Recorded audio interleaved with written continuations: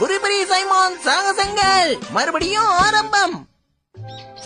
பல வருஷங்களுக்கு முன்னாடி ஷின்சான் அப்படிங்கிற ஒரு பையன் இருந்தான்.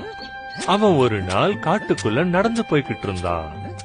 ஓய், ஒரே ஒரு நிமிஷம் நில்லுப்பா. நான் தெரியாம இதுல மாட்டிக்கிட்டேன். தயவு செஞ்சு இந்த வாட்டி எனக்கு உதவி பண்ணு. என்னை இறங்கி விட்டுடுப்பா.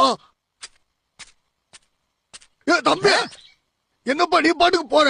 எனக்கு உதவி செஞ்சனா உனக்கு நல்ல பரிசு கிடைக்கும்பா.